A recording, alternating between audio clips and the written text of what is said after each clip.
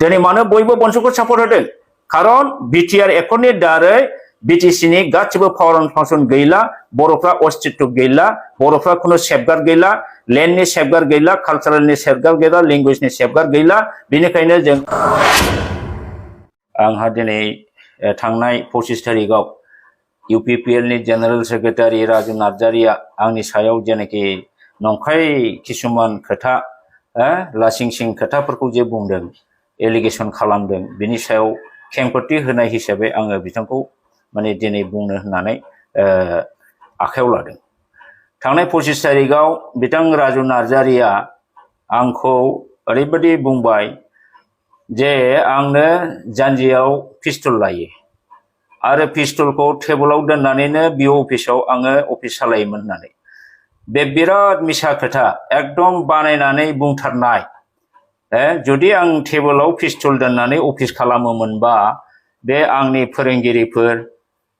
रायजोफोर जे थाङो बिथांमोनहा नुवामोन नामा बिथाङा बिनि प्रमानखौ होनो हागोन नामा बिथांनाव फट' दं नामा जे आंनि पिस्तलखौ आङो टेबोलाव दोननानै अफिस खालामनाय दिन्थिनो हागोन नामा बिथाङा गतिके बे मोनसे बिराद बिथांनि आंखौ माने आंनि मान सन्मानखौ हानि खालामनायनि बे मोनसे षड़यन्त्र बिथाङा बुंदों जे आंखौ पिस्तल लानानै गिदिङो मास्टारफोरखौ सिगियो होननानै आं मालाबाबो आंनि पिस्तलखौ रावनोबो नुजासेबो लायाखै आरो मास्टार बा जिखुनु फानसिखौ आङो दासिमबो सिगिफेराखै बेयो आंनि पार्सनेल सेल्फ डिफेन्सनि थाखाय आङो लाइसेन्स लानानै लानाय मोनसे पिस्तल बियो साफ्रोमबो भारतनि नागरिकआ गावनि सेल्फ डिफेन्सनि थाखाय बे लाइसेन्सखौ लानानै बेफोरबायदि पिस्तलखौ लानो हायो बिदि होननानै बे पिस्तलखौ गावनि सेल्फ डिफेन्सनि थाखाय जे वेपनमोन बेखौ जे जानला मोनला बाहायनांगौ बे नङा आङो मिथिगौ सासे कनसियास सिटिजेन हिसाबै आंनि पिस्तलखौ आं बहा लानांगौ लानाङा आइ नो I can carry it all over Assam except the prohibited area. आङो all आसामाव आंहा जिखुनु जायगायाव लानो हानायनि आंहा पावार दङ आंहा मोन्थाय दङ आंहा अधिकार दङ except some prohibited area. दा बेखौ आं मिथिगौ राजु नार्जारिया मिथिगौ नामा बेखौ बिथाङाबो लानानै नायबानो जाबायना जुदि बेखौ मिथियोबा सासे बिअआ सोरबा टेबोल सायाव पिस्तल दोननानै अफिस खालामनाय बे मोनसे जुक्ति संगत खोथा जादों नामा दा बेबादि मिसा मिसा खोथा बुंग्राखायनो आं राजु नार्जारिखौ थाथिके होनदों आङो बिटिसि गभर्नमेन्टखौ थाथिके होनाखै आरो बिथाङा बुंबावदों आङो बिटिसि सरकारखौ थाथिके होनदों नङा आं नोंखौसो बुंदों राजु नार्जारिखौसो आं बुंदों मानोना नोंथाङा ओरैबा थास्लिप थुस्लिप खालामनानै हिनजाव सालाखि थाथिके बादि खोथा बुंनो गोरों दिनै आंखौनो नोङो ओरैबायदि सार होननानै गोजौआव थिखांबाय आरो गाहायाव नों हासबाय दंफांखौ गोजौआव थिखाङो आरो नों हासयो होमबा बे थाथिकेनि बाथ्रा जादोंना जायाखै जाय हक राजु नार्जारिजों आंहा पार्सनेल शत्रु जेबो गैया पार्सनेल बेवहाय आक्रमण गैया होनदों पार्सनेलाव जुदि नोंहा जेबो गैयाबा पिस्तलखौ नों मानो हानहरखो पिस्तला पार्सनेल मेटार नङा आं आंनि लाइसेन्स गोनां आंनि बे पिस्तलखौ आङो जानजियाव ला बिखायाव ला आथिङाव ला बे आंनि खोथा बेहायथ' नोंहा बुंनांगौ जेबो गैया इउ हेभ नो राइट टु स्पिक एबाउट दिस आरो बे जिनिसखौ आङो मालाबाबो बिदि अपेन आं लाफेराखै नों बुंनाय बादि दिनै बिथाङा आंखौ बुंदों बोले बिथाङा टिकेट लुबैदों नो नोंनि बे बुंनाया थैब्लाबो सैथो नङा बे अमर सिंह ब्रह्मआ पावार हांगार मानि हांगार मालाबाबो नङा जोङो मालाबाबो एमएलए एमपि बा एमसिएलए जानायनि जोंहा खुनु आसा आकांक्षा गैया आरो जों जाखायाबो दा नोंसो एमएलए जानो थांनाय बारावबो टिकेट बिनानै नों मोनाखै मनरन्जन ब्रह्मखौ मालाय प्रमद बर' बिथाङा टिकेट होनानै नोंनि मोननांगौखौ सिख'नानै बेनो होदों दा नोंहासो आफसोस थादों नोंनावसो लुबैनाया दं एमएलए एमपि जानाया नोङो जवाबाराव टिकेट बिनानै मोनैनि मालाय प्रमद बर'आ मनरन्जननो होबाय नोङो टिकेट मोनैनि दिखाराव हारसा हिनजाव बाङालि हिनजाव बांगाल हिनजावफोरखौ 150 जनसो नोङो बुथुमनानै जोंनो राजु नार्जारिनो टिकेट होनांगौ होननानै दाबि खालामदों नों बादि आङो बेबादि हाजिरा होनानै टिकेट बिहोग्रा आं मानसि नङा अमर सिंह ब्रह्मनो टिकेटबो नाङा खुनु एमएलए एमसिएलए नि बिबानबो नाङा जों सासे हारि अनसुला हारि अनफावारि नेशनेलिस्ट स्पिरिटनि जोङो मानसिसो जेब्लाबो जोङो हारिनि अलखद हारिनि खैफोद आफोदखौ नुबासो जोङो खोथा बुङो नङाब्ला जोंहा रावखौबो बुंनांगौ खोथा गैया नाथाय नोंथाङा बुंदों दाखालि बिनि एन्सार हिसाबैसो आं होदों नोंथाङा बुंदों जे प्रमद बर'नि एगेन्स्टै जोंनि प्रमद बर' सारनि एगेन्स्टै बिपरित दलनि मानसिफोरा गाज्रि गाज्रि नंखाय बाथ्रा बुंनानै प्रमद बर' सारनि इमेजखौ नस्थ' खालामहोनानै नोंसो बुंदों दा बे बुंनायखौसो आङो दानदों नंगौ बाथ्राखौ बुङोब्ला प्रमद बर'नि मानहानि जायो नङा होमबा नोंसिनि बे प्रमद बर' दानि CAM नि माने माबाया इमेजआ माबादि बेखौ जोंनि रायजोआ बुजिया नामा बिथां प्रमद बर'नि इमेजआ ओरैबादि इमेज बेयो जातिनि सासे जोलैनि हांगार जातिनि रायजो पावार एन्ड फांसनखौ फाननानै चिफ दा CAM जानानै थानाय सासे व्यक्ति बे कमप्लिटलि सासे बेपारि बेखौ जोङो दालालबो बुंनो हायो दिनै बर' रायजोनि एथ' हाजार हाजार कौटि कौटि बर' मानसिनि दिनै गांनाय उखैनायखौ बिथाङा गासिखौबो फाननानै दिनै मा खालामखो नोंसिनि बे BTR एकर्ड BTR पिस एग्रिमेन्ट बेखौ मा खालामखो बेलाय नोंसिनि बे BTR एग्रिमेन्टआव मा दङ बर' हारिनि माबा गांनाय उखैनाय सुफुंनाय बा बर' हारिनि बा ट्राइबेल माहारिनि पावार एन्ड फांसननि खोथा दं नामा गावसोरसो डिसिखौ लाबोदों होननाय बाथ्रायानो बिराद असत्य एकदम बिराद असत्य मिथ्या खोथा बियो डिसिखौ नोंसोर मालाबाबो लाबोनो हाया डिसिया बिराद पावारफुल मानसि नोंसिनि पावारखौसो डिसिया ओरै अक्ट'पास बादि सिमब्रेनानै लादों दिनै बे BTC आव जे 6 सिडिउला टटेलि डेस्ट्रय जाबाय BTR एकर्डनि दारै BTC हा जे 6 सिडिउलनि जेबो पावार एन्ड फांसन गैला दिनै BTC आ जे third grade fourth grade appointment होनायनि बे पावार गैला दिनै BTCल' नङा कार्बि आंलंआवबो गैला कार्बि आंलंआवबो दिनै third grade fourth grade appointment होनो हानाय केपासिटि गैला बेखौ BJP सरकारा BTC आवबो कार्बि आंलंआवबो डिमा हासावबो खालामदों खालि गोजौनिफ्राय गावसिनि हारसा मानसिखौल' हरो कार्बियाबो मोना डिमासाफ्राबो मोना आरो जोंनि बर'लेण्डआवबो बर'फ्रा मोना दा बे खोथाखौ जोंना आगोलनि मानाव गेदेर BTC नि retired principal secretary retired deputy commissioner of Kokrajhar 5 बोसोर बिथाङा DC दंमोन दा बिथां जन इन्टि खाटार कार्बि मानसि बिथाङा रिटायार्ड जाबाय बे बिथाङा दिनै एकेबारे कार्बि आंलंनिफ्राय फैनानै दाखालि बनसुनि मास गेदारिंआव चिफ गेस्ट हिसाबै थानानै बिथाङा बेखौ फुरा रेबें रेबें बुंफोरलांदों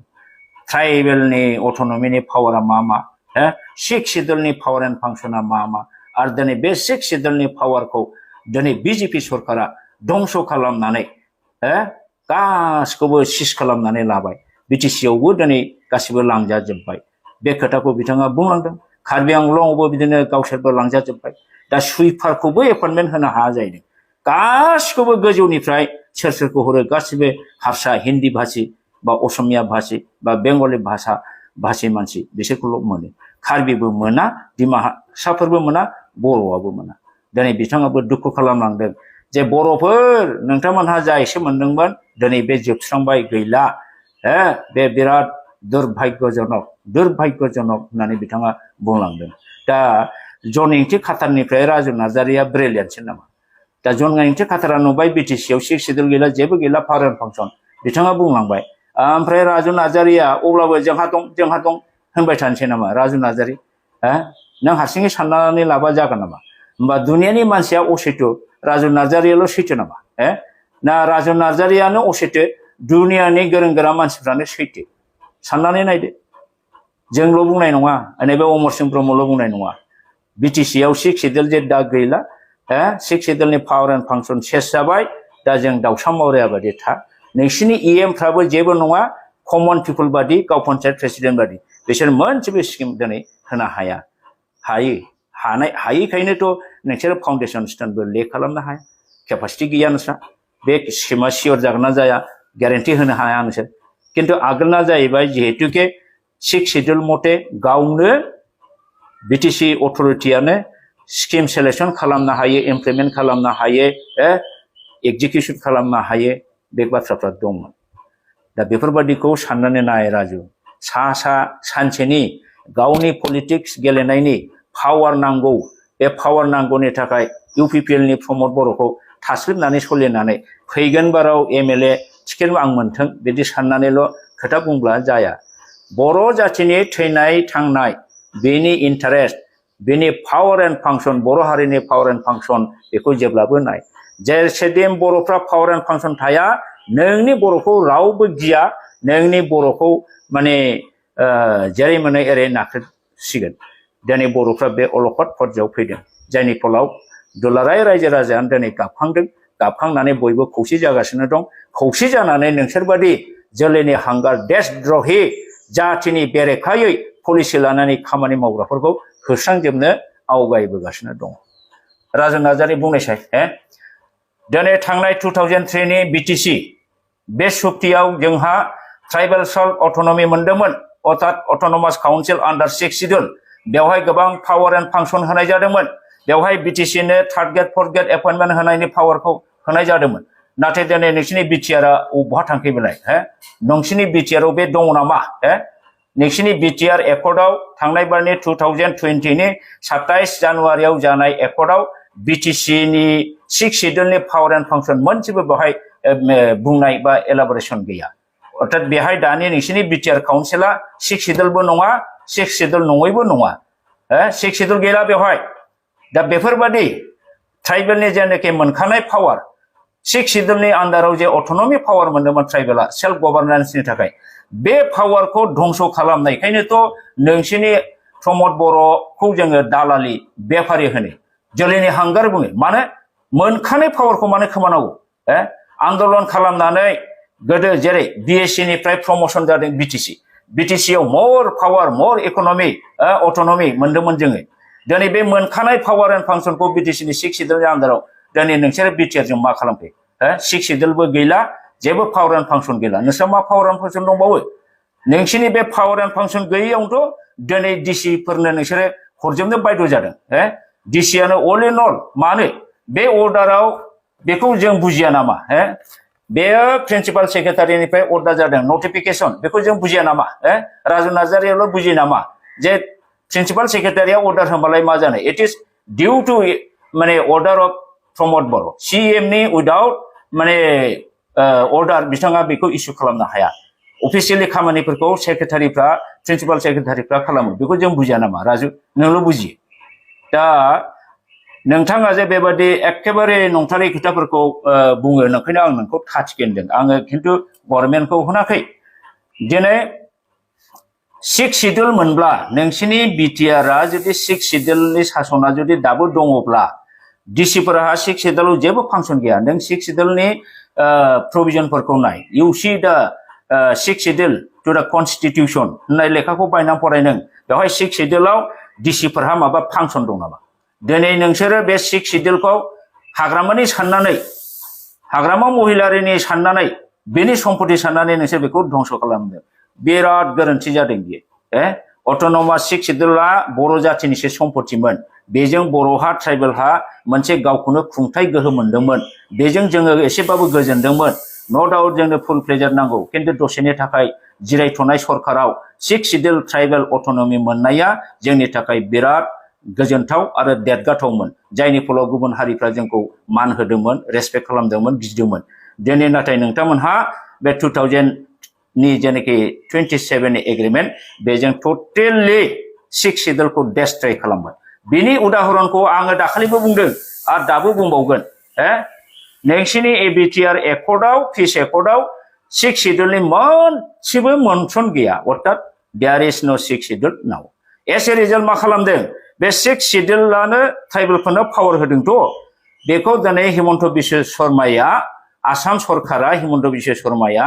माबोरै लासै लासै बिटिसि 6 शिड्युलखौ फोजोबनो बिनि बेसेबां प्लेनिं लानानै बेसेबां शब्दनि दारै बेसेबां क्लजनि दारै नोंसोरखौ फायखननानै दिनै सेस खालामदों नोंसोरा गियान दङ कैन इउ थिंक इट नों मालाबा सानदों नामा दिनै जोंनि गेजेराव सालाखि बालाखि थाथिखि खोथा बुंबानो जाया जाथिया दिनै जोबस्रांबाय आरो बे जाथि जोबस्रांनायनि थाखायनो दिनैहाय दुलाराय बर' माहारिया गासिबो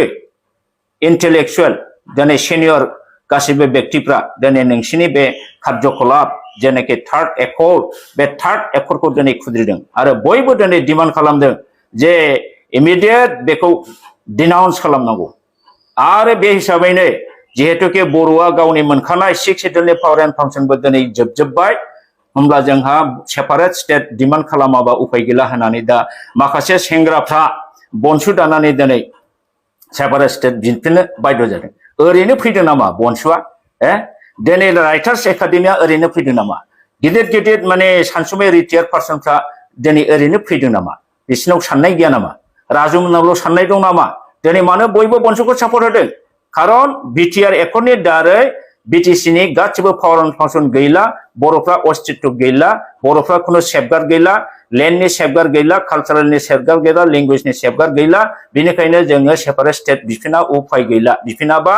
उपाय गैला होननानै दिनै बयबो खौसे जादों आरो आं दिनै नोंखौ खावलायगोन नोंनि इउपिपिएल खौबो खावलायगोन प्रमद बर'खौबो खावलायगोन नोंसोरो थाबैनो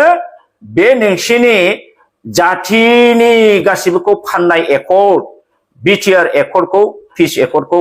डिनाउन्स खालामनानै थाबैनो जोंजों गोरोबफै सोमावसारनायाव बारसोमफै जोङो फोर्थ एकर्ड बानायगोन जे फोर्थ एकर्डआव जोंनि गासिबो पावार एन्ड फांसना थोजासे जोंहा थागोन आरो गोबां फान्ड जोङो बांसिननिफ्राय बांसिन लाबोगोन दा नोंसिनि बे रायजोफ्रा गोबां आसा खालामदोंमोन जे बिटिसिनिफ्राय साबसिन लाबोगोन होननानै बिटिसिआव जेन'बा सिक्स शेड्युलनि जेनाखि पावार एन्ड फांसन दंमोन दिनै बिटिसिआव मोनदोंमोन जे चिफ एन्ड डिपुटि चिफआ केबिनेट मिनिस्टार आदार एग्जिकिउटिभ मेम्बारफ्रा मोनदोंमोन स्टेट मिनिस्टार नोंसिनि बिटिआरआव मा मोनखो बे 27 जानुवारि 2020 आव मा मोनखो नोंनि प्रमद बर'नोबो केबिनेट मिनिस्टार रेंक होआखै गबिन्द बसुमतारी डिपुटि चिफनोबो केबिनेट मिनिस्टार रेंक होआखै मोनाखै नोंसोरो आरो इएमफोरखौथ' बाद होबावदो इएमफ्राथ' बे स्टेट मिनिस्टार रेंकबो मोनाखै अब्ला नोंसोर नाय जे बिटिसिआव मा दंमोन बिटिसिआवथ' बे ओरैनो एकर्डआवनो दंजोबखायोमोन दा chief and deputy chief head द स्टेट मिनिस्टार रेंक होननानै एन्ड आदार इएमस हेड स्टेट मिनिस्टार रेंक होननानै दंखायोमोन नोंसिना बहा दं जायनि फलाव नोंसोरो उनाव लाजिनानैसो नोंसोरो नारसिनहैनानै हेमन्त बिश्वखौ जे चिफ सारनो केबिनेट मन्त्रि स्टेटास होदो होननानै नोंसोर बिनानै जबरदस्ति नटिफिकेसन होहोदों बे नटिफिकेसनालाय मा बे एकर्डआव थाखानांगौमोन होमबा बेफोरबादिखौ नायनानै नोंसोर बै समाव मानो एकर्डआव मानो इनक्लुड खालामाखै क्लजखौ मानो सोआखै नंखायनोथ' आं बुंदों बले नोंसोरो नोंसोरनि बिटिआर सुक्तिनि खोथाफोरखौ नोंसोर बुजिदोंना बुजियाखै इंराजि बुजियोना बुजिया बेफोर गासिखौबो फरायनानै नायदोंना नायाखै फरायनानै नायनानै बुजिनानै होदोंबा नों जोलैनि हांगार खारन नोंहा बेवहाय जेबो पावार गैया जेबो पावार गैयैखौ लाबोनाया बे जोलैनि हांगार थारमाने बिटिसिनि गासिबो पावार एन्ड पावसारखौ नोंसोरो फाननानै जाजोब्बाय नंखायनो नोंसोरखौ जोलैनि हांगार होनदों आरो जुदि बे बिटिआर एकर्डनि क्लजफोरखौ फरायनानै बुजियालासिनो जुदि सहि होदोंबा तखन नोंसोर इडियट जागोन होननानै प्रमद बर'खौ आं होनदों इडियट जागोन बिदिब्ला होननानै आं डाइरेक्ट इडियट होनाखैमोन जुदि बुजियालासिनो होदोंबा इडियट मानोना नोंसिनि बिटिआर एकर्डआव जेबो गैया नाथिं एल्स राजु नार्जारि जेबो गैया आं नोंसोरखौ दिनै बुंबावोसो still you have now time थाबैनो देनान्सो आरो सेपारेट स्टेट बिनायाव नोंसोर बारसिम दिनै दुलाराय बर' रायजो राजा गासिबो नोंसिनि सायाव ओरैबायदि दुखु मोनबाय दिखार मोनबाय आरो दिनै बयबो खौसे जाबाय नोंसोर हयथ' ओरैबायदि मोनसे सम फैगासिनो दङ जे समावनाखि नोंसोरो रायजो राजाजों ज' होसोजागोन आरो नोंसोर थाखोमानो जायगा मोनाबो जानो हागौ एसेसिम रायजो राजाफ्रा नोंसिनि सायाव दिनै गाज्रि मोननानै दं दिनै नोंसोरसो गावसोरखौ बिराद मोजां स्राय स्राय बुंनानै लायो जोंना डेभेलपमेन्ट खामानिया बिराद जागासिनो दं नों डेभेलपमेन्टनि खामानिखौ माव जाहा बाहाय आपत्ति गैया नोङो जेनेबा सुपार 50 खालामदों होनदों खालाम मोजां बाथ्रा बियो नोङो दिनै 50 जन इन्जिनियार थांनायनि ट्रेनिं होदों होनदों बिटिसिनि गेजेरावनो बेफोर मोजां खामानि जों वेलकाम होयो बिदि होननानै गावनि मोनखानाय पावार फांसन गावनि राइट्सखौ गासिबो धंस खालामनायखौ बर' रायजो राजाया लुगैयाखै नोंसिनि बे खामानिफ्राथ' डेभेलपमेन्टेल स्किमनिसो मोनसे एजेन्डा खिन्थु नोंसोर मानो बिटिसि 6 शेड्युलाव थाखानाय पावार एन्ड फांसनखौ मानो दिनै धंस खालामखो बर'फोरनि राइटखौ मानो धंस खालामो नोंसिनि एकर्ड मथेनोथ' दिनै डिसिफ्रा गासिबो पावारखौ लानो नागिरदों आरो बे लाहोनायनि खायदाया डिसिनि नङा बे चिफ मिनिस्टार हिमन्त बिश्व शर्मानि सोलोयै बोलोयै खायदाजों नोंसोरखौ दिनै 6 सिडुलनिफ्राय जानगार होनो नागिरनाय हाबाफारि बिसोर लागासिनो दं माब्रै नोंसिनि 4 पॉइंट क्ल'जआव मा होदों राजु नार्जारी डु you know English you Raju Narzary 4.4 क्ल'जआव मा होनदों The executive functions of BTC shall be exercised through its chief executive officer, not below the rank of principal secretary to the Gov of Assam. Senior most officer of various departments of BTC shall not be below the rank of additional secretary to the Gov of Assam. Bini meaning मा होननाय जादों? Do you know the meaning of chief executive officer, Raju Narzari? बे बहा थायो? बेयो कम्पानियाव थायो, नहयथ' पन्चायती सिस्टेमाव थायो. मेयर पन्चायती सिस्टेम जेराव 6 सिडुल गैया बेहायसो बिनि टप एडमिनिस्ट्रेटिभ अफिसारखौ चिफ एक्जिकिउटिभ अफिसार होनो दा नोंसोर बिटिसि आव बेखौ लाबोबाय अर्थात बेखौ एपइन्टमेन्ट होनाय लोगो लोगोनो प्रिन्सिपाल सेक्रेटारिखौ माने बिसोर उथायनानै लागोन प्रिन्सिपाल सेक्रेटारि थांनाय लोगो लोगोनो बिनि जइन्ट सेक्रेटारि डेपुटि सेक्रेटारि आन्डार सेक्रेटारिफोर गासिबो सेक्रेटारिया थांगोन अर्थात बिटिसि आव एडमिनिस्ट्रेटिभ जेनेखि ब्युरोक्रेटिक सेटआप नोंनाव गैला अर्थात लेजिस्लेटिभ पावारनि आन्डाराव ब्युरोक्रेटिक स्टाफ थायो बे गैला अर्थात नोंनाव लेजिस्लेटिभबो गैला अर्थात नोंनाव 6 सिडुलाव मोननाय बै जे ब्युरोक्रेटिक जेनेखि स्ट्राक्चार एडमिनिस्ट्रेटिभ स्ट्राक्चार बा सेटआप बे होननाय जिनिस गैला सेक्रेटारि प्रिन्सिपाल सेक्रेटारि गैला नोंसिनिया चिफ एक्जिकिउटिभ अफिसार फैनाय लोगो लोगो बेवहाय assistant chief executive officer joint chief executive officer फैगोन under assistant executive chief executive officer फैगोन बे मोनसे पन्चायती राज सिस्टेमनि एडमिनिस्ट्रेसनाव फैबाय आरो बेवहाय खुनु लेजिस्लेटिभ होननाय थखन थाला दा बे जिनिसखौसो दिनै असमिया ब्रेना असमिया शौभिनिस्ट ब्रेना बेखौ बुंदों जे प्रिन्सिपाल सेक्रेटारि थायोबा जइन्ट सेक्रेटारिफोर थायोबा डेपुटि सेक्रेटारिफोर थायोबा स्टेटनि बादि बे जायो बेखौ बोखारनानै पन्चायत लेभेलनि सिइअ लाबोनोसै आरो 6 सिडुलाथ' धंस जाखाबायानो बे हिसाबै बिसोर खालामनो नागिरदों नोंसोर बेखौ बोरै खावलायखो 6 सिडुलनि नों क्लजखौ नाय बेनि आयेनाव मा होनदों डिसिफ्रा खुनु बेनि एडमिनिस्ट्रेटिभ माबायाव मा होनो डेभेलपमेन्टेल खामानियाव बिस्रा आखायानो गैयामोन खिन्थु दिनै नोंसोर डिसिखौसो गासिबो पावारखौ हरजोबनानै डिसिखौ मावहोबाय लेन्ड एन्ड रेभिनिउ बादि इम्पर्टेन्ट साबजेक्टखौ हरबाय दा नोंसोर लेन्डखौ डिसिनो एम्पावार खालामनायखायनोथ' नोंसोर इभिक्सनखौ खालामनो हाया दा डिसिया लायोबासो बे जागोन दा दिनै नोंसोर डिसिखौबो नारसिननो हाया नों दिनै मानो ट्राइबेल बेल्ट एन्ड ब्लकनि इभिक्सन खामानिया जोंनि माबायाव पावाराव गैया बे स्टेटनि साबजेक्टसो मानो होनलाबायखोन नोङो बिटिसिया जुदि 6 सिडुल मोनबा बेयो जुदि लेन्ड एन्ड रेभिनिउआ बिनि आखाइनि पावार मोनब्ला बियो खाजोनाबो लायो नामजारिबो होनो हायो एलटमेन्ट होनो हायो गासिखौबो जुदि होनो हायोब्ला इभिक्सनखौ मानो हाया हागौमोन नोंसोर जुदि डिसिनो बेखौ हरामोनबा दिनै गासिबो डेभेलपमेन्टेलनि स्किमनि चेयारमेन हिसाबै नोंसोर डिसिनो हरबाय सुपारभिजन मनिटरिं थाखाय डिसिनो हरबाय नोंसोरो डिसिखौनो नैफाय लिरनाय दं डिसिफोरनो होखाबाय नोंसिना गासिबो ओरैबायदि लिरदों फार्दार दे विल प्रिपेयार थारमाने डिसिफ्रानो they will prepare an annual action plan and get it approved by its principal secretary with respect to the subject entrusted above and the purpose of their performance appraisal to be forwarded annually to the personnel department to the Gov of Assam. दा नोंसोरो डिसिनो गासिबो माबानिफ्राय खालामनानै action plan लानाय माने action plan लानाय scheme लानायखौ गासिबो डिसिनो होबाय सुपारभिजन मनिटरिं डिसिनो होबाय अल डेभेलपमेन्टेल स्किमनि पावार नोंसोर डिसिनो होबाय होमबा नोंसिनि इएमआ नंखायनोथ' दा मा गरायगांसो हायाखै राजु नार्जारी गरायगांसो हादोंना हायाखै मा खामानि दंबावो दा नोंसिनि इएमफ्रा रावबो रायजो राजानो खुनु मोनसे स्किम एसुरेन्स होनो हाया they can not directly sanction any scheme नंखायनो बिसोरो फाउन्डेसन ले स्टन खालामनो हाया अर्थात अन्थाइ गायसननो हाया आरो नोंसोर होनदों खालि जोंना फिथाल' हायो फिथाल' हायो जोंना बेनो जादों नोंसिनाव जिहेतुके सेंसन होनायनि पावारानो गैला होमबा नोंसोर बोरै अन्थाइ गायसनो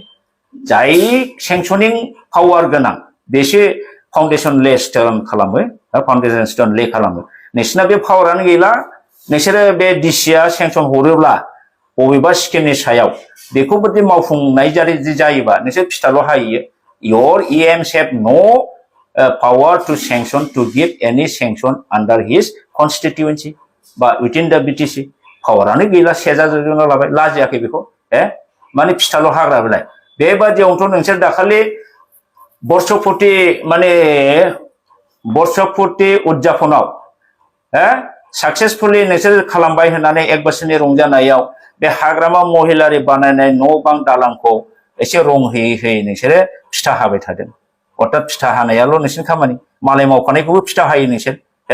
लाजिया नोंसोर बेबायदि खालामदों दा बेबायदिखौ नायनानै जोङो टटेलि रायजो राजाया बुजिबाय एक नाम्बार खोथाया नोंसिनि बिटिआर एकर्ड पिस एकर्ड बे पिसआ सोरनि थाखाय फर हुम बे पिसआ नोंसोरो बर'नि थाखाय लाबोआखै राजु बे पिसआ नोंसोर जाबाय शान्ति सुक्ति होनदों बे शान्ति सुक्तिया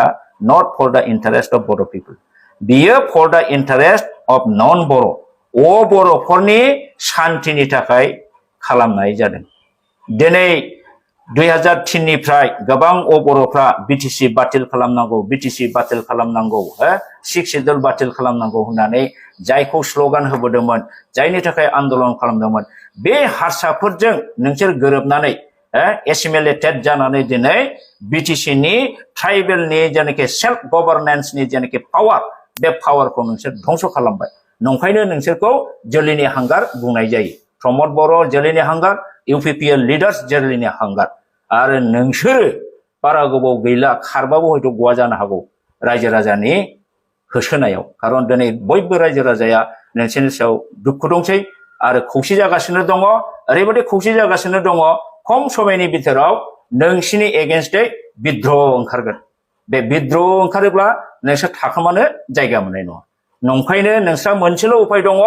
बे रायजोनि होसोनायखौ बारग'नो थाखाय नोंसोर दानो डिनाउन्स खालामनानै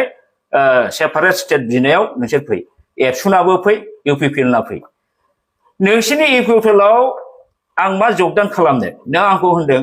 जे जोंनि इउपिपिएलआव फैयोबा जोंनि आदर्श नितिजों गोरोबो नोंसिनि आदर्श निति होननाय नोंस्रा जेबो गैया नोंसिनि आदर्श नितिया हारसा जानाय हारसाखौ अननाय गासिबो बर'नि पावारखौ हारसानो हरनाय निति बेबादि नितिखौ आङो ओरैबादि मुगैयो आरो नोंनि इउपिपिएलआव आं थांनो आं इउपिपिएलआव थांनो राजु लाजिया नोङो नों बादि गाव एमएलए टिकेट लुबैनानै दिनै नोङो थांनाय बाराव मोनाखै एबार मनरन्जनाथ' एक्सपेल जाबाय नों आसा खालामदों एबार आं मोनथारसिगोन नंखायनो नोङो प्रमद बर'खौ माने थाव फुनगासिनो दं थास्लिबगासिनो दं आरो प्रमद बर'खौ सन्थुष्ट खालामनानै फैगोन जेनाखि एसेम्बलि इलेक्सनाव नों टिकेट मोननो साननानै बिनि फेभारै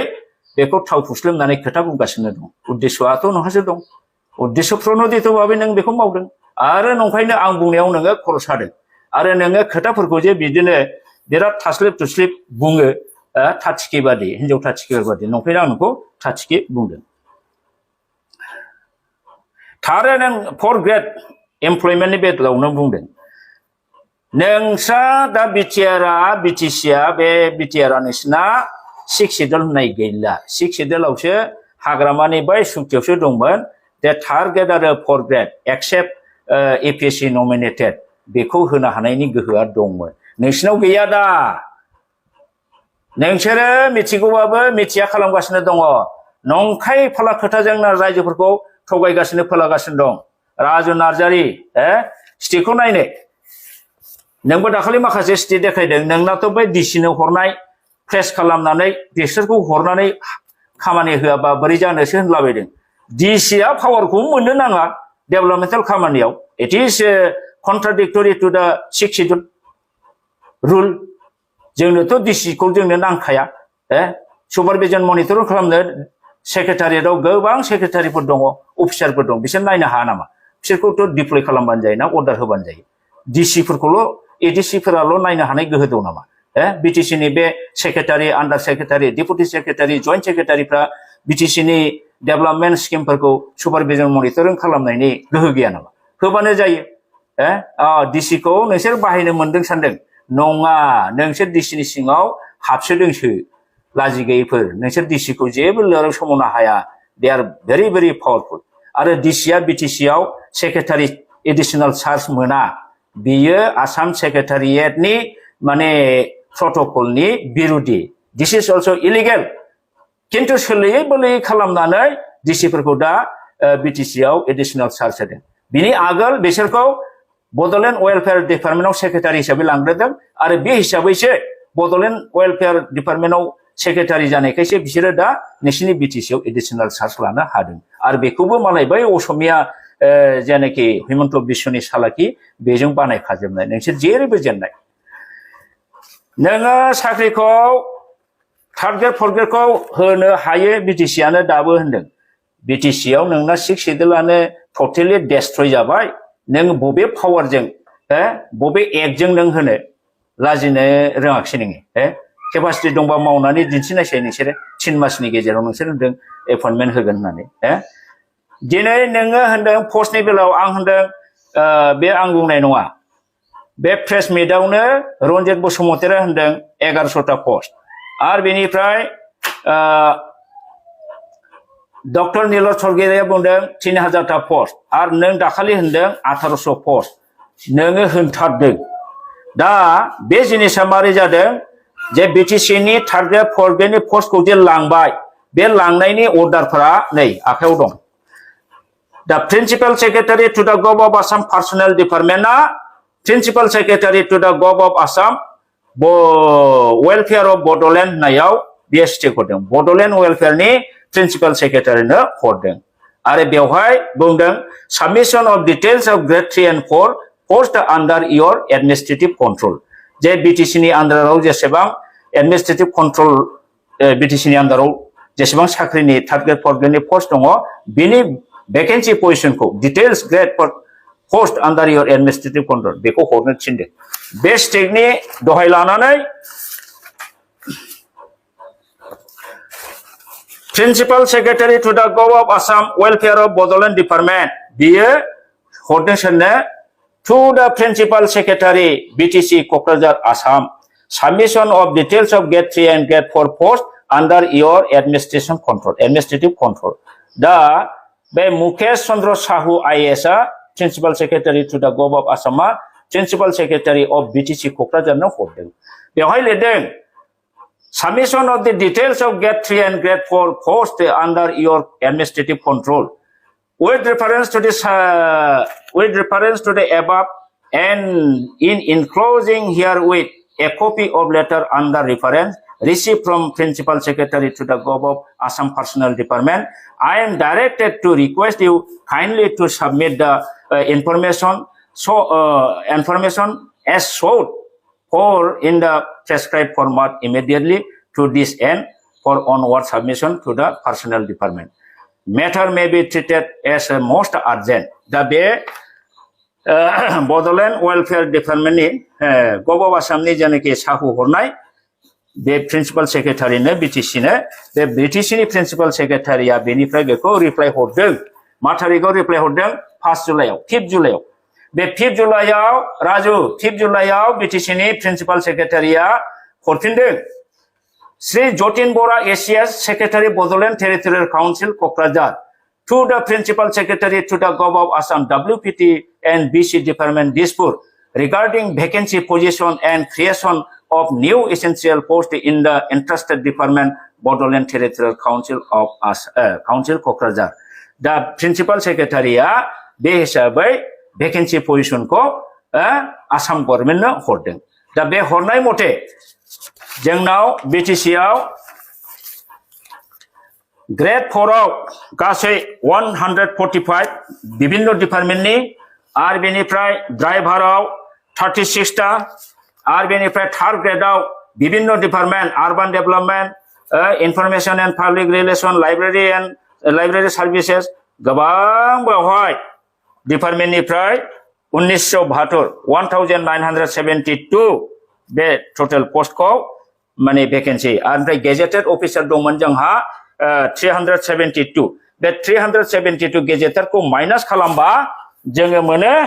2153 2153 ता post third grade fourth grade driver पोस्टा अलरेडी आसाम स्टेटनाव थांबाय थांनाय माबायाव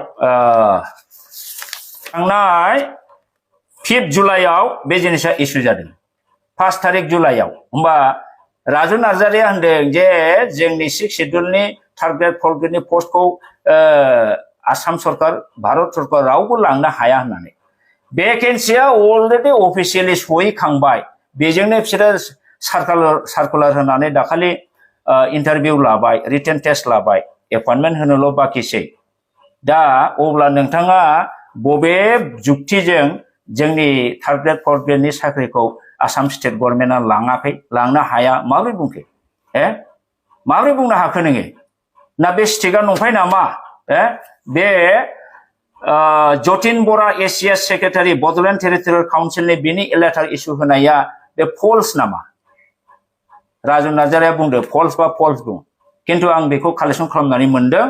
आरो बे हिसाबै जोंनि जेनाखि 2153 ता थार्ड ग्रेड फोर्थ ग्रेड ड्राइभारनि पोस्टा अलरेडी बिथांमोननाव सहैबाय एकर्डिंगलि बिसोरो सेन्ट्रेलि जेनाखि अपॉइंटमेंट होनाय प्रसेस बेवहाय बे जिनिसा फैसिगोन आरो रिसेन्टलि आरो मोनसे बिहरबावदों बिसोरो जे बर्तमान बीटीसी आव जेसेबां एमप्लयी दं बे एमप्लयीनि माने लिस्टखौ बिहरदों बे लिस्टखौ नायनानै बिसोर नायगोन बेवहाय बेसेबां ट्राइबेल दङ बे ट्राइबेलआ बेसेबां दङ बेखौ नायनानै नुबाय जे रोस्टार मेथड मथे बेवहाय ट्राइबेला बेसेबां मोननांगौमोन अलरेडी जोंना बहुत दंखायो 90% आनो बर'आ दङ बीटीसी एलेकायाव होमब्ला बिसोरो एबार नेक्स्ट हरगोनखौ खालि जेनेरेल कास्टनिखौ हरगोन बर' मानसि मोना नायबाय था नों राजु आं बुंदों बर' मानसि बेवहाय अपॉइंटमेंट एबारनि बिसोरनि अपॉइंटमेंट होनायाव फैया आरो नोंसिनि बीटीसी आव होनायावबो फैया आरो बीटीसी आथ' अपॉइंटमेंट होना नोंसोर हायो होनदों नायदो नोंसोर रुल्स बानायबाय आरो बे रुल्सआव मा नोंसोरो एनडिएफबिनि खोथाखौबो नोंसोर मालाबाबो साना बिसोरखौ ओरैनो थगायनानै रन्जन दैमारिखौ नोंसोरो सुक्तियाव सहैहोदों जायनि थाखाय दिनैसिम एनडिएफबिनि सारेन्डार एनडिएफफोरनि रिहेबिलिटेशन आरो बिसोरनि एमप्लयमेन्टनि सायाव नोंसोरहा जेबो पलिसि गैया जेबो इनिशिएटिभ नोंथांमोनहा गैया जायनि फलाव दिनैसिम बिथांमोननो साख्रि होनायनि मोनसेबो स्टेप नोंसोर आवगायनो हायाखै आरो आवगायनायमोनबा स्टेट गवर्नमेन्टजों बेवहाय गोबां पुलिसनि साख्रि ओंखारलांबाय पेरामिलिटारिनिफोर थांबाय बेवहाय नोंसोरो एलायन्स गवर्नमेन्ट जिहेतुकि हिमन्त बिश्व शर्मा चिफ मिनिस्टारजों रायलायनानै बै पेरामिलिटारि बा आसाम पुलिसनि खथाखौ नोंसोरो बिनानै लानांगौमोन आरो बेवहाय बैसोजों क्वालिफिकेशनजों जायफोर माने सुइट जायो जायफोर गोरोबो बेखौ एनडिपिफोरखौ साख्रियाव सोनायनि बेबस्थाखौ नोंसोर लानांगौमोन नोंसोर जुदि जात बर' जातिनि खोथा सानग्राबा हाग्रामा महिलारिखौ नोंसोर सैया बे हाग्रामा महिलारिया किन्तु गावनि बिएलटि केडारफोरखौ बेबादि गोबां पेरामिलिटारियाव सोदों बे सैथो नोंसोर बेखौ नङा होननो हाया सिआरपिआव सोदों बिएसएफ आव सोदों आसाम पुलिसाव सोदों आरो हाथारै माखासेखौ गाद्रा गुद्राखौ बिसोरो कम्पानि खुलिनानै गुबुन गुबुन बेंक आरो अफिसफ्राव सिकिउरिटि गार्ड हिसाबै एंगेज खालामनानै दोनदों दिनै नोंथांमोननि बे इउपिपिएल बे गबिन्द बसुमतारी बे प्रमद बर'आ बे एनडिएफफोरखौ बेबायदि अनसायदोंना बिथांमोननि दुखुखौ दिनै सानदोंना दिनैथ' नोंसोरखौ मोनसेबो साननाय जों नुवाखै स्टेप गैया आं नंखायनो दाखालिनि आंनि बाइटआव आं बुंदोंमोन दाखालिनि स्टेटमेन्टआव आं बुंदोंमोन जे दानि बे जुदि रन्जित बसुमतारी होननाय 1100टा पोस्टआ नंमारगौबा बा राजु बुंनाय 1800 सामथिंआ जुदि नंमारगौबा बेनि 50% खौ नीलत स्वर्गियारिनि बा 3000 बा बेनि 50% खौ 50% टटेल खथा सिटनिखौ एनडिएफबिफोरनो रिजार्भ खालामनानै बिसोरनो थांनानै थानायनि थाखाय साख्रि हो लेट देम सार्भाइभ बिसोरखौ थांनो हो नोंसोर सान्थि लाबोदों होनलाय बिसोरखौबो सान्थि जानो हो खारन बिथांमोनहाबो बिसोरनि टप लिडारा सिगनेटरि गतिके बिथांमोनहाबो सान्थि मोननांगोन नोंसोर हा सायाव थानानै दिनै गभर्नमेन्ट स्किमखौ नोंसोर थिकादारनि दारै बायदिसिना उपायजों नोंसोरो जेरै माहाजोन जादों थांनानै थानो थाखा फैसा मोनदों गोदान गोदान गारि घोड़ा बायदों नोंसिनि इउपिपिएलनि मानसिफ्रा बे एनडिएफबिनि केडारफोरखौबो let them survive like you आरो बेफोर बिथांमोनखौ जुदि थांना थानो होनोबा बिथांमोननो साख्रि बेबस्था खालामनानै हो नङाब्ला नोंसिनि बे सान्थि सुक्तिया जेबो नङा दिनै नोंसोरसो सान्थि सुक्ति गोजोनदों खुनु बर' रायजो राजाया गोजोनाखै खुनु एनडिएफबि केडारा दिनै गोजोनाखै गोजोनदों खालि माने नन बर' बर'फ्राल' गोजोनदों मानो बिसोरो नुबाय जाय पावारखौ जों गिदोंमोन जाय पावारनि आन्दाराव जों थाया होनदोंमोन दिनै बेखौ जों मोनबाय बिटिसि 6 शिड्युल धंस ट्राइबेलनि एडमिनिस्ट्रेशन धंस 6 शिड्युल धंस नंखायनो बिसोरो दिनै सुखि दा नोंसोरो सान्थिखौ सोरनो लाबोखो बर'फोरनो लाबोखो ना हारसाफोरनो लाबोखो दा नंखायनो नोंसोरखौ दिनै बयबो जोलैनि हांगार बुङो आरो नोंसोरखौ बावला होसोनोसै बावला नोंसोर होसो जानोसै खारन नोंसिनि थगायनायखौ दिनै बुजिनो रोङै रावबो गैला जाम्बा जाम्बियाबो बुजिबाय जथेस्थ' बुजिबाय आरो बुजिबावगोन दा दिनै नोंथांमोनहा साबधान जा दाबो समय दं बयबो खौसे जानानै जोङो जयै फैफिन जों जयै सोमावसारनानै बनसिनि आन्दाराव आरो गोबां संगठन बाहाय थागोन जयै सोमावसारनानै जोङो फिन खेबसे सोमावसारनानै थार्ड बिटिआर एकर्डखौ बेखौ भंग खालामनानै सिफायनानै जोङो फोर्थ एकर्ड बानायफिननि जाय फोर्थ एकर्डआव जोंनि आगोलनि गोमानाय पावार एन्ड फांसनफोरखौ मोनो बा जोङो सेपारेट स्टेटखौ मोनो बेवहाय आं नोंथांमोनखौबो राजुखौबो आं खावलायबाय बेबादि सालाखि बालाखि एखेबारे नंथारै खोथा बुंनानै गावखौ लिडार हेर' जाहाथे देखायनो बिथाङा साना नोंथांनि आंनि पिस्तल लानाय खोथा बुंनाय नों आंखौ गियो होनफ्लानाय बेफोर गासिबो नाटक आरो रायजो राजाया नों जे मा व्यक्तिनि मानसि बेखौ दिनै बुजिनो बाखि गैला नों जे सासे थार्ड क्लास हिनजाव थाथिखि बादि मानसि दिनै नोंनि खोथानिफ्रायनो दिनै रायजोआ माने बेखौ सिनायबाय बुजिबाय आं बारा बुंनांला दा बेखिनिखौनो आं दिनै बुंबाय गोजोन्थों